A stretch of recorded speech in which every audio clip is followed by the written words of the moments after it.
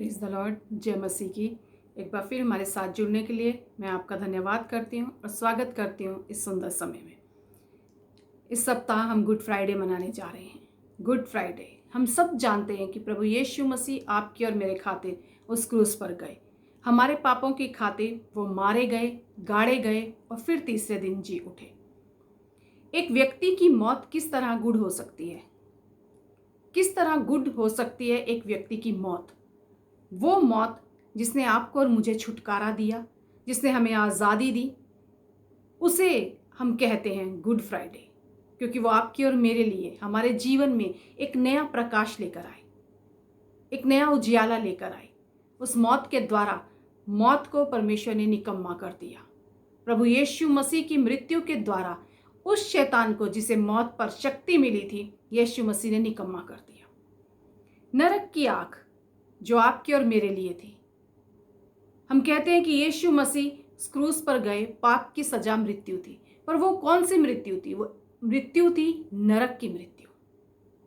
नरक की मृत्यु, सिर्फ मृत्यु, पाप की सजा मृत्यु थी। ये बड़ा सरल लगता है कई बार कहना, हमारे पापों की खातिर यीशु मसीह क्रूस पर गए, लेकिन वो मृत्यु जो उन्होंने सही, वो कौन सी मृत्यु थी? वो नरक की आग थी, वो अनंत काल की मौत थी आपकी और मेरी, जहां रोना, दांत पीसना, जिसकी आग कभी बुझती नहीं, जिसका कीड़ा कभी मरता नहीं।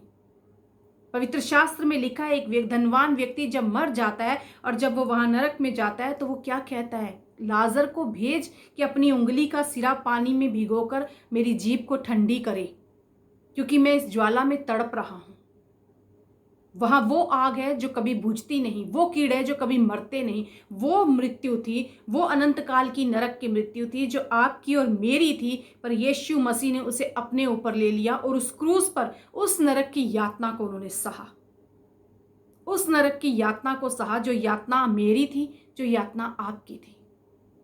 और नरक, अगर हम कहें तो नरक सिर्फ इतना नहीं है कि वहाँ आग बुझती नहीं या वहाँ का कीड़ा मरता नहीं। सबसे बड़ी जो बात थी नरक के बारे में, वो ये है कि परमेश्वर का छोड़ देना, परमेश्वर का छोड़ देना। इसीलिए उस क्रूस पर जब प्रभु यीशु मसीह का जाना का समय आता है, उससे पहले गतसमनी में वो प्रार्थना करते हैं और अपने पिता से कहते हैं, हे पिता, यदि तू चाहे तो इस कटोरे को मेरे पास से हटा ले। वो शारीरिक मौत से नहीं डर रहे थे, पर उन्हें पता था जब मैं उस क्रूस पर जाऊंगा तो मेरा पिता मुझसे मुंह फेर लेगा, क्योंकि हबक्कू 1 में लिखा गया है कि उस पिता की आंखें ऐसी शुद्ध हैं, सी पवित्र हैं कि वो बुराई को देख भी नहीं सकती। और प्रभु यीशु मसीह जानते थे कि इन सब के पाप जब मेरे सिर पर होंगे, जब मेरे ऊपर होंगे, तब मेरा पिता मुझसे मुख फेर लेगा। और वो उस दूरी को बर्दाश्त नहीं कर सकते थे, वो उस अलगाव को बर्दाश्त नहीं कर सकते थे, क्योंकि वो और पिता तो हमेशा के लिए एक थे। उस संगति से अलगाव के लिए प्रभु यीशु मसीह यहाँ कहते हैं कि पिता, यदि हो सके तो इस कटोरे को तू मेरे पास से हटा ले। आप और मैं कितनी उस संगति की वैल्यू करते हैं, कितना हम उसके बारे में गंभीर होते हैं। कितनी बार हम ये महसूस करते हैं कि अगर पल भर के लिए भी प्रभु मुझसे दूर हुए या मैं उस संगति से दूर हुआ तो मेरे साथ क्या हो सकता है। फिर भी हम गलतियां करते हैं, फिर भी हम कई बार ऐसी बातें कर जाते हैं कि हमारे पिता की संगति से हम दूर हो जाते हैं, पर हम एहसास भी नहीं कर पाते उसका। पर प्रभु यीशु मसीह यहाँ हमें बताते हैं कि उस पाप के वजह से मेरे पिता से कुछ घंटों के लिए अलगाव हो गया।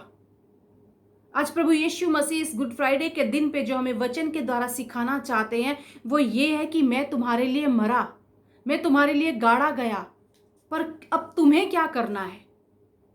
अब तुम्हें क्या करना है? परमेश्वर का वचन 2 कुरिन्थियंस 5:15 में कहता है, वह इस निमित्त सबके लिए मरा कि जो जीवित है वो आगे को अपने लिए ना जिए, परंतु उसके लिए जो उनके लिए मरा और फिर जी उठा। प्रभु का वचन आज हमें ये सिखा रहा है कि मैंने अपना काम कर दिया, अब तुम्हें अपना काम करना है। तुम जियो तो सिर्फ मेरे लिए जियो, उसके लिए जियो जो तुम्हारे लिए मरा और तुम्हारे लिए जी उठा। हम इस बात पर तो विश्वास करते हैं कि प्रभु यीशु मसीह मेरे लिए मरे, पर कई बार हम इस बात पर विश्वास नहीं करते कि अब मुझे उसके लिए जीना है।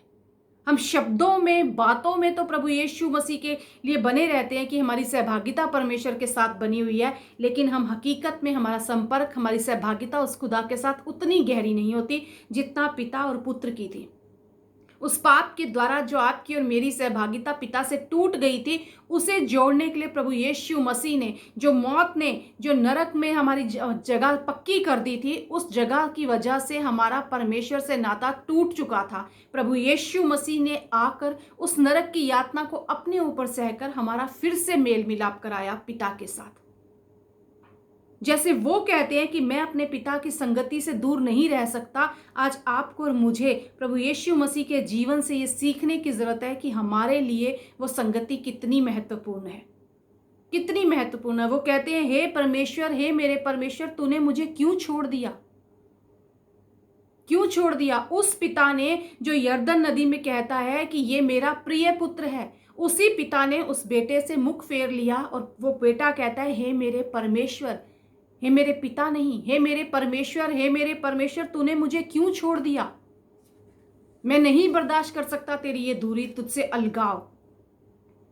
फिलिप्पी की कलीसिया में पौलुस उस कलीसिया को समझा रहा है और उन्हें सिखा रहा है कि मसीह का स्वभाव धारण कर लो, तुम मसीह का स्वभाव धारण कर लो, जैसा मसीह है वैसे तुम बन जाओ। जो परमेश्वर का पुत्र था, परमेश्वर के स्वरूप में होकर भी उसने परमेश्वर के तुल्य होने को अपने वश में नहीं रखा। वो परमेश्वर का पुत्र था, सब कुछ उसके द्वारा बनाया गया, सब कुछ उसके लिए था, फिर भी उसने इन चीजों को अपने वश में नहीं रखा, वरन अपने आप को ऐसा शून्य कर दिया और दास का स्वरूप धारण कर लिया।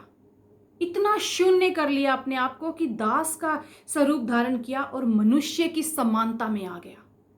क्यों मनुष्य की समानता में आ गया? क्योंकि अगर हम परमेश्वर का वचन देखते हैं इब्रानियों 2 में, तो वहां लिखा गया है, उन लड़कों सहित, मैं उन लड़कों सहित जिसे परमेश्वर ने मुझे दिए हैं। कुछ लड़के परमेश्वर को दिए गए हैं। और इब्रानियों 2:14 में लिखा है, इसलिए जबकि लड़के मांस और लहू के भागी हैं, जो मुझे दिए गए हैं बच्चे, वो मांस और लहू के भागी हैं, मतलब वो शरीर के हैं, वो मनुष्य हैं। वह भी कौन? प्रभु यीशु मसीह। तो आप वह भी उनके समान उनका सहभागी हो गया। उसने दास का स्वरूप ग्रहण किया, मनुष्य की समानता में आ गया।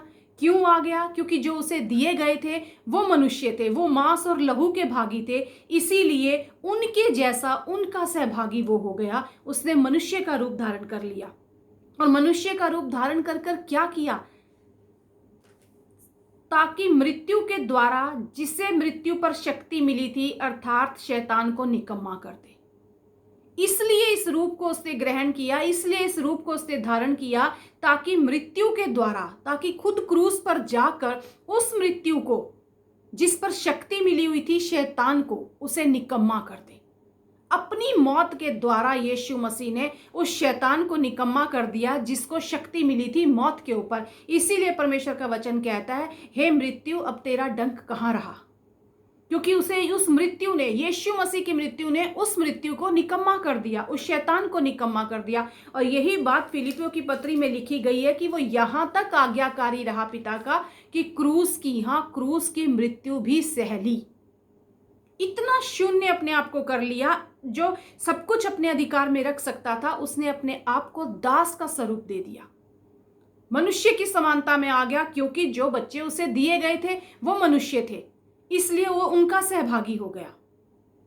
परमेश्वर का वचन कहता है कि वो हमारे लिए मरा, अब हम आगे को उसके लिए जिए। और यही बात प्रभु अपने चेलों को सिखा रहे हैं। मत्ती की पुस्तक में अगर हम देखें 20वें अध्याय में, तो वहां वो सिखाते हैं, अन्य जाति के जो हाकिम हैं वो दूसरों पर अधिकार जताते हैं, परंतु तुम में ऐसा नहीं होगा। परंतु तुम में जो बड़ा होना चाहे वो तुम्हारा सेवक बने, और जो तुम में प्रधान होना चाहे तुम्हारा दास बने। जैसे कि मनुष्य का पुत्र वह इसलिए नहीं आया कि उसकी सेवा टहल की जाए, परंतु इसलिए आया कि आप सेवा टहल करें और बहुतों की छुड़ौती के लिए अपने प्राण दें। परमेश्वर का वचन कह रहा है कि तुमको वो काम करने हैं। अगर तुम्हें बड़ा होना है तो तुम्हें नम्र होना पड़ेगा, प्रधान बनना है तो दास होना पड़ेगा तुम्हें। मैं अपनी सेवा करवाने नहीं आया, पर मैं सेवा करने आया हूँ। ये प्रभु यीशु मसीह का स्वभाव है। और यहाँ वो खुद अपने चेलों को सिखा रहे हैं कि तुम्हें ऐसा स्वरूप धारण करना है, ऐसा रूप तुम्हें धारण करना है। ये परमेश्वर आज हमें सिखा रहे हैं। मैं अपने पिता की संगति से अलग नहीं हो सकता, इसलिए मैं परेशान हुआ उस मौत को देखकर। शारीरिक मौत से नहीं डरा, लेकिन मैं उस संगति के अलगाव को बर्दाश्त नहीं कर सकता। क्या हम ऐसा कह सकते हैं कि प्रभु मैं उस संगति को छोड़ नहीं सकता या मुझसे वो दूरी बर्दाश्त नहीं होती? फिर भी हम गलतियों पे गलतियां कई बार कर जाते हैं और पिता से अपनी संगति को दूर कर लेते हैं, जबकि उस नरक की मृत्यु के द्वारा पिता से हमारा मेल मिलाप कराया प्रभु यीशु मसीह ने। अगर हम पवित्र शास्त्र में ही पढ़ें तो हम वहां एक घटना के बारे में देखते हैं, जब एक व्यभिचारिणी स्त्री पकड़ी जाती है, सब उस पर पथराव कर रहे हैं, तो प्रभु यीशु मसीह कहते हैं कि जिसने पाप नहीं किया पहले वो पत्थर मारे, और सब वहां से चले जाते हैं। तो प्रभु उससे पूछते हैं कि क्या किसी ने तुझ में कोई दोष नहीं पाया? वो कहती है नहीं। और परमेश्वर क्या बोलते हैं, प्रभु यीशु मसीह उसे क्या बोलते हैं, तो मैं भी तुझ में कोई दोष नहीं पाता, जा और फिर पाप ना करना। आज प्रभु कह रहे हैं कि मैंने तुम में कोई दोष नहीं पाया था, अब मैंने तुम्हें निर्दोष कर दिया है, मैंने तुम्हारे सारे पापों से तुम्हें छुटकारा दे दिया है, पर फिर पाप ना करना, फिर पाप ना करना। अब आगे को मेरे लिए जियो, उस मृत्यु के दास बनकर मत रहो। यहाँ इब्रानियों की पत्री में लिखा हुआ है कि किससे हमें छुटकारा दिया? शैतान को निकम्मा कर दिया, उस मृत्यु से हमें छुटकारा दिया। 15वां वचन कहता है, जितने मृत्यु के भय के मारे जीवन भर दासत्व में फंसे थे उन्हें छुड़ा ले। हम दासत्व में फंसे थे जीवन भर के लिए, उस मृत्यु के भय में, और वहां से प्रभु यीशु मसीह ने आपको और मुझे छुड़ाया है, वहां से हमें छुटकारा दिया है। ये क्रूस का सही अर्थ है कि उस खुदा ने अपने आप को ऐसा शून्य कर दिया, ऐसा नम्र बना लिया अपने आप को कि आपके और मेरे समान होकर वो इस धरती पर आ गया। वो वैभव छोड़कर, उस अधिकार को छोड़कर जो परमेश्वर के स्वरूप में वो था, उसे अपने अधिकार में रख सकता था, लेकिन उसने नहीं रखा, पर हमारे समान बनकर उसने उस क्रूस की मृत्यु को सह लिया। उस मृत्यु के द्वारा, उस मृत्यु को जिसकी शक्ति शैतान को मिली थी, उसे उस क्रूस पर निकम्मा कर दिया। और अब पिता कहता है कि धन्य वे जो नम्र हैं मन के, धन्य हैं वे जो मन के नम्र हैं, क्योंकि वे पृथ्वी के अधिकारी होंगे। हमारा नम्रता का मन होना चाहिए, हमारे मन के अंदर नम्रता होनी चाहिए। जो नम्र हैं वो अधिकारी होंगे पृथ्वी के, और धन्य हैं वे जो मन के दीन हैं। बाहर से हम नम्र बन के दिखा रहे हैं वो नहीं, मन से हमें नम्रता दिखानी है, दीनता हमें अंदर से दिखानी है। अंदर से, मन से हम नम्र हों, मन से हम दीन हों, उस खुदा के समान हम कार्य करें। पिता एक पल भर की दूरी में बर्दाश्त नहीं कर सकता। आपने और मैंने आज उस खुदा के से क्षमा पाई है। प्रभु क्रूस पर कहते हैं कि हे पिता, इन्हें क्षमा कर, ये नहीं जानते ये क्या कर रहे हैं।